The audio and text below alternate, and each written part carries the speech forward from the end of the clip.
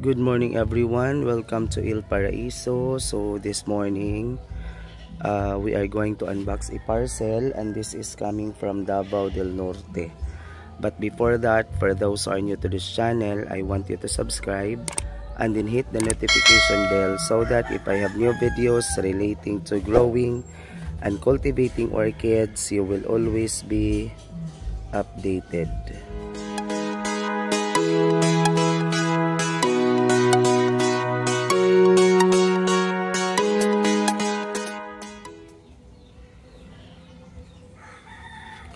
So this is the parcel that we're going to unbox this morning, and I picked up this doon sa Last Express Butuan, at Los Village, and tingnan natin kung ano na ang kondisyon ng flowers, kasi this is expected to arrive on Monday. However, today is already Wednesday, Merry Christmas everyone.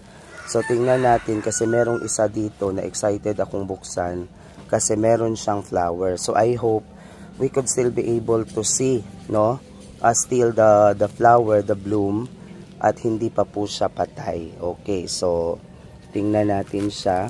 Actually kanina, okay. So this one. Okay. Yan po. Okay. So, buksan na natin. Okay. So, ganito po ang kanilang balot. So, meron siyang doon sa gilid, So, open muna natin.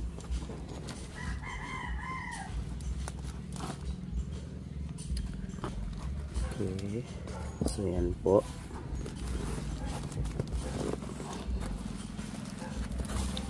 Yan. So, ando na po yung kanyang mga ugat. Okay. So, nilagyan nila ng ganito, So, this will serve as protection doon sa flower sa loob. Okay. And then, open natin ng dahan-dahan. Gupitin natin yung papel. Okay. Wow. Tingnan ninyo. So, yung iba, meron na talaga siyang, meron na itong buds. Okay. So, I hope tuloy-tuloy po, Okay, tingnan natin kasi tingnan natin doon kasi meron siyang spike. Okay, actually meron na siyang mga buds, pero sana magtuloy-tuloy siya kasi pinutol natin ang tingnan nyo, nakatapkat po siya.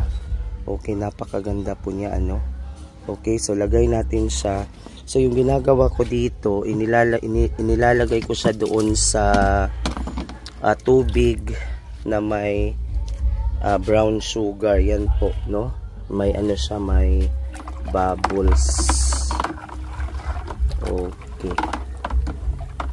So kasi kahapon, dito ko nilublob yung aking mga banda sanderiana na siniparate ko doon sa mga kahoy, kasi yun ang sabi ni Ma'am Honey. Okay, so ito lagay natin siya dito. Siguro mga 30 minutes. Yan, Lublob natin siya dyan. Okay. Then, yung iba, buksan natin. Okay, so ito medyo malaki, Medyo malaki siya. Okay, yan po. Tingnan natin kung may bukol din, kung may bukol ba. Wala, So this one, so ito yung tinatawag nila na aerobanda, pero yung dahon niya parang rosemato, pero kakaiba ang kanyang flower. Okay, So again, lublob natin siya dyan. Okay. Ayusin natin kasi yung spike. Okay. And then, actually, 4 ito, no? So, ito yung pangatlo, no? Talagang nakatapkat po sila, no? Nakatapkat. Ito may ano din siya, no? Meron din siyang, okay, meron siyang spike doon, isa. Meron din siyang spike, 2. So, I hope we could be able to manage na kahit nakatapkat siya, no, kahit nakatapkat, magtuloy-tuloy po ang kanyang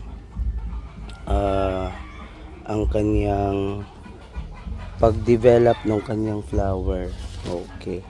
So, add natin siya dito. Yan po. Okay. And then, yung, okay, ito, no, medyo, wala na. So, talagang, patay na po ang kanyang, okay, flower. Ito walang ugat, no? Walang ugat, sayang, no, okay, no, wala na po, no. Okay yan. No, yun ang kanyang flower, pero patay na, hindi siya nag-survive kasi I expect this to arrive on Monday, pero medyo natagalan, no, almost 5 days siya doon sa transit. Okay, so okay lang, ganun talaga yung pag-aalaga, no? Let's have to have patience. Okay, so yan po. Okay, so yun po ang 4 na sabi nila aero banda na meron dito sa garden or dumating ngayon, no? So thank you so much sa seller na nagbigay sa akin ito. Maraming salamat po. Hanggang sa muli ng ating pag-unbox, no? Aabangan natin kasi meron siyang mga spikes at merong mga bukol. So I hope we could be able to manage this na mapabulaklak dito sa garden. So thank you so much for watching. God bless everyone. And Merry Christmas and a Happy New Year.